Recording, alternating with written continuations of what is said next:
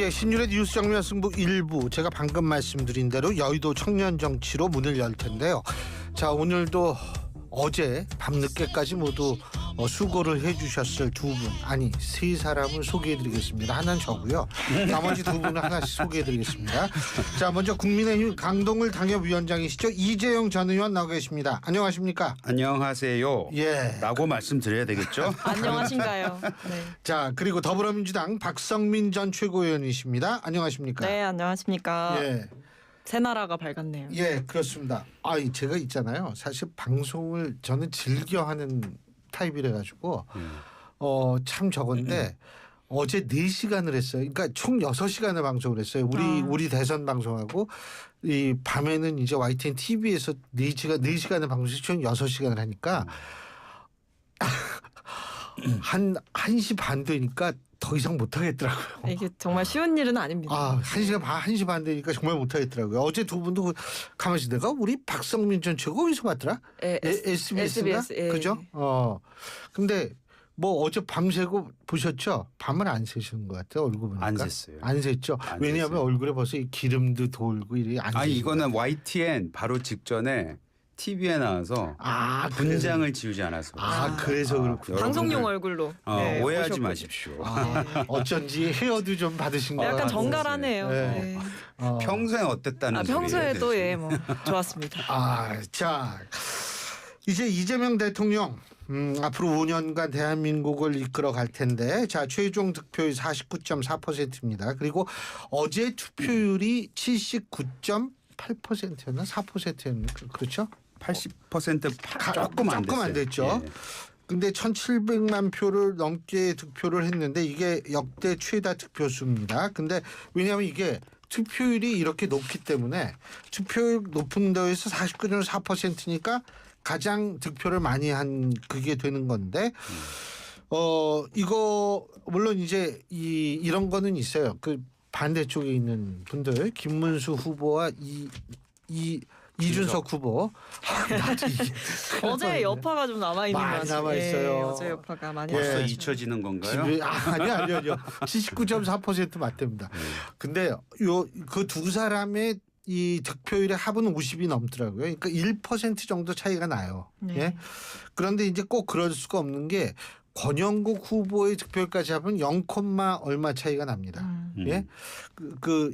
그런데 어제 이거 어떻게 보십니까? 네, 일단 제가 먼저 말씀드리면 일단 최종 여당 됐다 이거죠. 네, 최종 개표 결과 우리 이재명 대통령께서 49.42%를 얻으셨고 예. 이게 근데 저는 표수에 좀 주목을 했어요. 득표율은 이제 49.42%인데 이게 최다 득표를 기록을 했습니다. 그러니까 1,728만 7,513표거든요. 근데 이게 그러니까 쉽게 비교해드리면 박 전 대통령 때에 비해서 200만 표. 박근혜 전 대통령이죠. 네, 박근혜 전 대통령에 비해서 200만 표 더 많이 받았고 윤 전 대통령보다는 한 100만 표 정도 더 받은 표수입니다. 그러니까 이 득표율로 보면 뭐 직선제 이후에 박근혜 전 대통령이 유일하게 이제 앞에 5자를 찍었다라고 하잖아요. 왜냐하면 51.55%였기 때문에. 근데 득표율로는 이제 앞자리가 5가 되지는 못했지만 득표수로 봤을 때 직선제 이후에 최다 득표를 한 대통령이 되었다라는 점에서 매우 유의미한 결과다라고 생각을 했고요. 국민들께서 정말 표로 엄중하게 권력을 주셨고 또 엄중하게 심판해 주셨다라는 생각이 듭니다. 예. 저는 아침에 제가 다른 방송에 나와서 같은 말을 했는데 반복을 하자면 지난 몇 달간 윤석열 전 대통령과 절연하지 못했던 국민의힘으로 하여금 절연할 수 있도록 국민께서 그 기회를 마련해 주셨다. 아니면 절연시켜 주셨다. 또 하나는 41.15%를 받으면서 그럼에도 불구하고 앞으로도 한번 해봐라라는 종잣돈 마련해 주셨다. 제가 이런 말을 했거든요. 그래서 뭐 40%를 넘네 마네라는 것이 사실 그 1, 2% 차이가 중요한 게 아니고 그 앞에 있는 그 4자가 사람들로 하여금 받게 하는 인식은 큰 차이가 있기 때문에 그 부분은 그 선거가 꽤 선전했고 선거라기보다는 어찌 보면 국민의 힘을 지지하는 아니면 대한민국의 반이라고 봐야 되죠. 이준석 후보하고 그걸 합치면은 49.4%인가 정도가 되니까 이재명 대통령에게도 어느 정도 견제 심리를 마련해 주신 게 아닌가라는 생각이 듭니다. 민주당을 굳이 뭐 대통령이 됐으니까 이게 뭐 중요하겠습니까마는 그래도 50%를 넘기지 못했기 때문에 그건 아마 이재명 대통령에게도 통합이라는 그 중요한 키워드를 이렇게 던져주신 것 같은데 국민이 일단 오늘 그 취임식이었죠. 거기에서 통합에 대한 얘기를 많이 하신 것 같고 또 그 민주당 뭐 인사들도 그 통합의 메시지를 굉장히 중요하게 생각하는 것 같아서 앞으로 좀 지켜볼 참입니다. 이게요. 사실 제가 어제 우리 YTN TV에서 밤에 얘기를 한 건데 이게 투표율이 79.4% 굉장히 높잖아요. 굉장히 높았죠. 근데 투표율이 높으면 이게 샤이 보수 혹은 쉐임 보수들이 투표장에 나갔다는 의미로 부여할 수 있다. 그래서 김문수 후보에게 유리할 수 있다라는 분석을 많은 사람들이 했었어요. 네. 그런데 투표율이 이렇게 높음에도 불구하고 이재명 후보가 대통령에 당선이 된 거죠.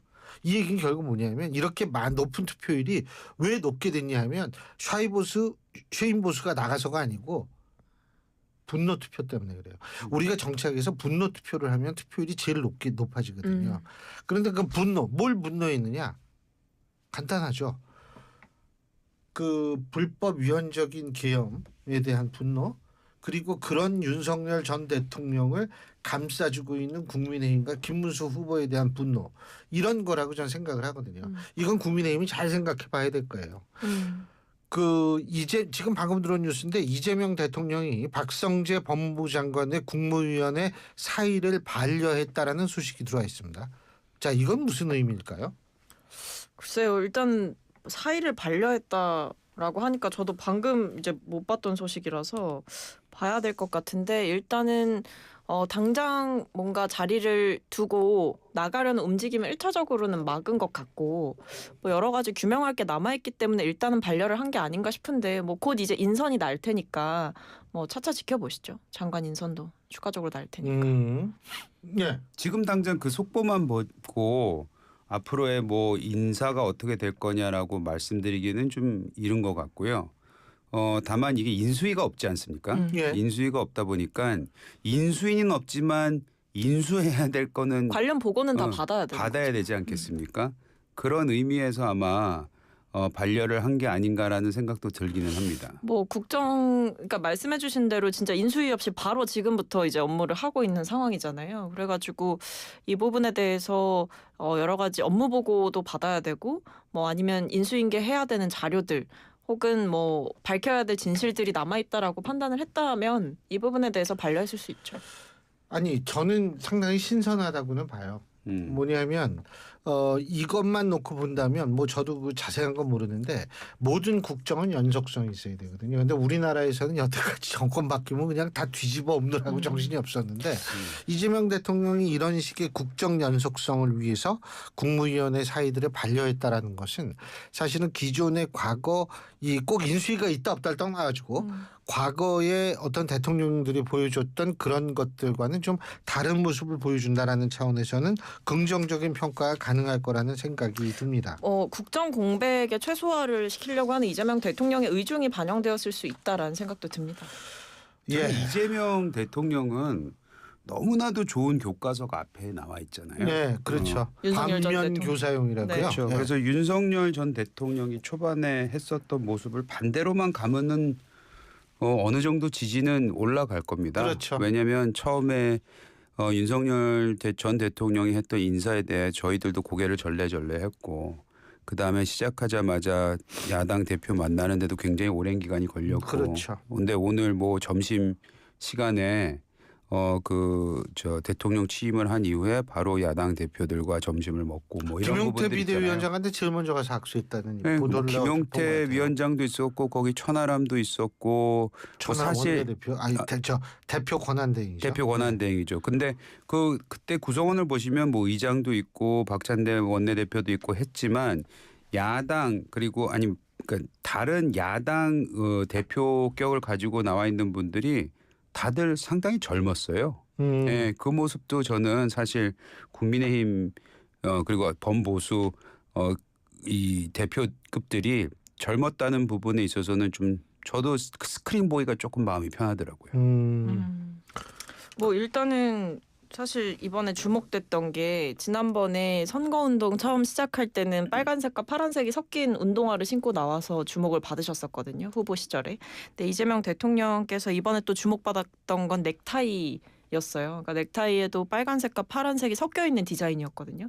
그러면서 또 이 취임사에서 국민들께 드리는 말씀으로 어떤 통합의 대통령, 모두의 대통령을 강조를 하셨고 언급해 주신 대로 어떤 이 국민의힘 비상대책위원장을 맡고 있는 김용태 위원장에게 찾아가서 먼저 인사를 건네고 이런 모습들은 어떤 그동안 이제 국민의힘에서 일종의 공포 마케팅으로 뭐 이재명 대통령이 되면 독재를 할 것이다 이렇게 얘기를 했지만 사실은 뭐 야당과의 소통도 열려 있고 협치에 대한 의지도 있고 또 통합에 대한 의지도 분명하다라는 점을 보여주는 하나의 시그널이 아닌가 싶습니다. 근데 그거는 아직 TBC니까 예, 아직 두고 봐야 되겠죠.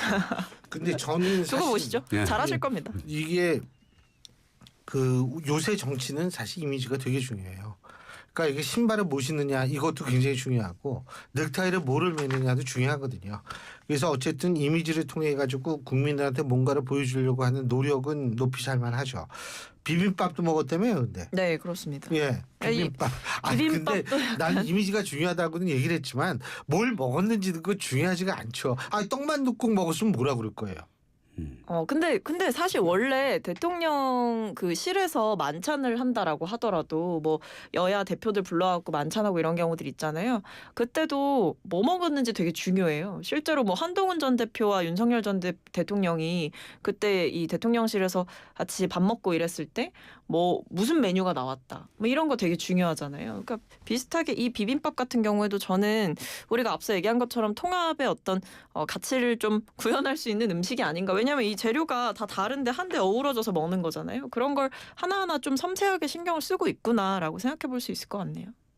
첫날부터 날설 필요는 없으니까요. 아주 저는 잘 첫날이 지나가고 있고 거기에 국민이 조금이라도 희망을 가질 수 있다면은 전 긍정적으로 평가합니다. 네, 응원해 주십시오. 어제 온갖 찌라시가 다 돌았잖아요. 뭐 인선 명단 그래가지고 뭐 온갖 찌라시 돌았는데 결국 어젯밤 새벽 1시경에 속보로 뜬 것이 국무총리에는 김민석 의원 그리고 대통령 비서실장에는 강훈식 의원을 임명했고 국가안보실장에 위성락 의원을 임명했다라는 것은 어제 밤에는 안 나왔었는데 이제 오늘 발표하는데 나왔었죠. 소개를 다 했죠. 그죠? 네. 어떻게 평가하십니까? 그 위성락 의원은 제가 봤을 때 그 미국 통이잖아요. 예. 예, 그래서 아무래도 지금 대미 관계에 있어서 뭐 동맹도 얘기가 나오지만 제일 중요한 건 통상 협상뿐만 아니라 지금 안보 체계에 있어서도 군대를 빼내 마내 뭐 이런 얘기도 나오고 있고 빅터 차 교수 같은 경우에는 실질적으로 그런 얘기가 미국 정부 내에서 흘러나오고 있다라는 식으로 얘기를 하셨기 때문에 그런 부분에 있어서 미국을 잘 알고 또 미국 통뿐만 아니고 굉장히 미국의 동맹을 중요시 생각한 분으로 저는 알고 있습니다. 그래서 그런 인사를 좀 제일 먼저 기용한 게 아닌가라는 생각이 들더라고요. 저는 한마디로 말씀드리면 시행착오가 없을 인사를 기용했다라는 생각이 들어요. 그러니까 왜냐하면 지금 진짜 즉각적으로 국정 운영에 투입되어야 하고 대통령과 손발을 맞춰서 움직여줘야 되는 참모들이잖아요. 그러니까 기동력이 있는 멤버들을 구성을 한 걸로 보이고 뭐 김민석 전 최고위원 같은 경우에는 사실은 수석 최고위원으로서 이재명 당시 당대표와 어떤 호흡을 맞췄던 이력이 있고 그리고 이제 굉장히 풍부한 이 정치 참여 경험을 갖고 계시기 때문에 어떤 국정 운영의 기획이라든지 아니면 뭐 정무적인 면에서 굉장히 많은 도움을 주실 수 있을 걸로 보이고 그리고 이 강훈식 의원 같은 경우에도 이번 대선에서도 그렇고 지난번 대선에서도 그렇고 이제 전략 쪽을 좀 담당을 하셨었거든요. 그래서 좀 전략통이다 이렇게 당내에서 불리기도 하는데 뭐 대선에서 계속 합을 맞춰왔던 있었던 인물이고 상대적으로 개파색이었다라는 평가도 받는 인사이기 때문에 좀 유의미한 인사다라는 생각이 듭니다. 그리고 뭐 위성락 안보실장 내정자 같은 경우는 말씀해주신 대로 그 외교 안보 공약을 이분이 이제 설계를 하셨어요 이번에. 그렇기 때문에 이미 합을 맞춰봤고 뭐 이력 같은 경우에도 흠잡을 데 없이 워낙 전문성이 뛰어나신 분이기 때문에 즉각적으로 국정 운영에 투입돼도 문제가 없을 인사들, 헤매지 않을 인사들, 그리고 일을 잘할 인사들로 꾸린 걸로 보입니다. 그게 이렇다고 그러더라고요. 원래 정권을 처음 이제 딱 잡잖아요. 그러면은 그 인선을 할 때 이 자기 사람을 쓸 수밖에 없다는 거예요. 왜냐하면 일단 정권을 안정시켜야 되기 때문에 안정한 다음에 안정이 어느 정도 안정이 되면 그 다음에 일을 해야 될 거 아니에요. 이때는 이제 정통 공무원 출신들을 이제 저걸 하고요. 그래서 쭉 운영을 하다가 막판에 이제 정권 재창출 얘기 나오고 막 이렇게 되면 다시 이제 정치인 출신들을 많이 쓰는 이런 코스들을 많이 했다고 그러더라고요. 그러니까 이게 아무래도 임기 초반에는 국정 운영의 동력이 가장 최대화되어 있는 시기잖아요. 그러니까 이때는 후보 시절부터 대통령의 생각을 계속해서 읽고 소통해 왔던 인사들이 되게 중요하다는 거죠. 그러니까 척하면 척 이런 말이 있지 않습니까? 그러니까 이렇게 대통령의 뜻을 제대로 잘 구현할 수 있는 방법을 가장 잘 찾아줄 수 있는 사람, 그리고 대통령의 뜻과 같은 것을 바라보면서 일을 해줄 수 있는 사람, 이렇게 여러모로 다각도로 오랜 기간 소통해온 인사들이 이 초반부에 어떤 대통령이 원하는 국정 운영의 밑그림을 그리기에는 굉장히 좋은 파트너들이 된다라고 생각합니다. 근데 조 발언은 죄송하지만 이제 효율성 면에 있어서는 굉장히 중요한 부분이죠. 사실 윤여준 위원장도 그 말을 아까 퇴임사에서 하신 것 같은데 그 논리가 윤석열 전 대통령이 처음에 인사했을 때 했던 논리하고 비슷해요. 그러니까 나를 잘 알고 나하고 뜻이 맞고 앞으로 방향성이 같은 사람. 그거를 얘기를 했기 때문에 방금 그런 식으로만 설명되는 인사는 두고 봐야 되겠지만은 그건 좀 위험한 발언일 수도 있다는 생각이 들긴 전날인데 합니다. 뭐 벌써 위험하다고 하시면 좀 초치는 발언이신 것 같고 윤석열 정부와는 좀 다르죠. 네. 근데 이제 다르죠. 아예 다르긴 한데 아예 다르죠. 초치려고 하는 거는 아니고 윤석열 제가 정부 때는 뭐 말씀드리는 김건희 거는 여사 아니, 라인 이런 거 다 있었는데. 그 김건희 여사 라인도 김건희를 너무 잘하니까 간 거 아닙니까? 아니 그러니까 여사를 모자하러 가는 게 저는 아니잖아요. 결국에는 같은 말 워딩을 쓰면은 그거는 굉장히 위험할 수도 있다라는 말씀을 드리는 겁니다. 근데 이게 사실 일각에서 제가 이 얘기를 한 게 왜 그러냐면 일각에서는 인사를 통해서 탕평 한쪽으로 기울어지지 않는 거를 보여줄 수 있다 이런 얘기를 하면서 이제 뭐냐면 이왕이면 보수 쪽에 있던 사람들 좀 끌어와가지고 시키고 이런 거 좋지 않느냐. 그런데 정권 초반기에는 그게 굉장히 어렵다라는 얘기. 근데 뭐 아직 다 안 나왔잖아요. 그렇죠. 인선이. 뭐 이제 일부 발표됐는데 이제 이것만 보고 그동안 손발을 맞춰왔던 인사들을 이제 일부 직책에 기용했다는 이유만으로 뭐 탕평 인사는 다 거짓말이었냐 이렇게 보기에는 좀 시기상조인 것 같고 좀 더 지켜보시죠. 근데 이종석 박사가 국정원장 되고 뭐 깜짝 놀랐어요. 왜요? 우리 나이 또래 정착한 사람들은 다 알거든요. 요새 젊은 사람들은 우리가 몰라서 그렇지. 근데 근데 그것도 사실 후보 시절에 내놨던 메시지하고는 매칭이 되는 거죠. 사실 그 북한에 대한 평화, 뭐 한반도 평화를 다르게 가져가겠다는 얘기를 이미 했기 때문에 그분에 대한 것도 사실 아까 이제 위성락 의원을 이제 안보실장으로 했는데 하나는 미국에 대한 그런 그 대응, 하나는 한반도 평화, 본인이 그리고 있는 한반도 평화, 특히 북한과의 관계를 조금 더 개선하겠다는 의지가 담겨 있는 건 확실해 보입니다. 어쨌든 지금 그 이재명 대통령이 용산에서 집무를 하고 1년 정도 수리를 해야 되는 모양이죠. 청와대는. 그래요. 뭐 1년 얘기도 나오고 뭐 6개월 얘기도 나오는데. 근데 뭐 사람들이 많이 부셨나 거기 가서? 그런 건 아니죠? 그런 건 아닌 것 같고요. 아무래도 이제 그 보존된 시설도 있지만 관광객들을 위해서 좀 원래 사무실로 쓰던 동들을 뭐 약간 휴게실처럼 꾸며놨었더라고요. 그러니까 제가 가봤어요. 그러니까 제가 일했던 업무동을 가봤는데 그냥 관광객들이 이제 앉아서 잠깐 쉴 수 있는 약간 쉼터처럼, 그러니까 다 뭐 원래 거기 다 파티션 있고 이랬는데 그거 다 이제 없애고 그냥 이렇게 구역 정도 나눠놓고 테이블 정도 이렇게 있는 걸로 좀 바꿔놨었거든요. 근데 그런 업무동도 이제 들어가서 쓰려고 하면 시설도 다시 다 이제 들여와야 되는 거고, 그리고 뭐 아무래도 사람 손을 안 타면 좀 시설이 낡는 게 있잖아요. 좀 해지는 것도 있고 그런 것도 좀 개보수가 필요한 상황이 아닐까 싶고, 뭐 여러 가지 집기라던가 기기라던가 이런 것도 다 들여와야 되고 뭐 보안 시설도 있을 거고 이걸 다 해야 되다 보니까 조금 시간이 필요하다라는 얘기는 나오는 것 같습니다. 아니 근데 저는 참 그 이재명 대통령이 그 얘기할 때는 저도 굉장히 동의를 한 게 뭐냐면 뭐 세종시 가겠다 뭐 이런 사람들이 있었잖아요. 네. 그건 사실 현실성이 없는 얘기. 개헌을 해야 되는데 저 세종시에 집무실 만든다고 개헌할 수는 없는 거고, 네. 현실적인 대안은 용산이 싫다면 청와대에 다시 가는 건데 당장 갈 수 없으면 용산에 있다 옮기는, 이게 가장 현실적인 대안이었었거든요. 그래서 이제 그런 부분에 있어서는 굉장히 현실적이었다 이런 생각을 좀 하게 되는데, 우리가 이제 또 이 국민의힘에 대해서 얘기할 게 되게 많아요. 예. 그래서 1부는 여기서 줄이고 2부에서 본격적으로 국민의힘 문제를 다뤄보죠. 자, 잠시 후에 뵙겠습니다.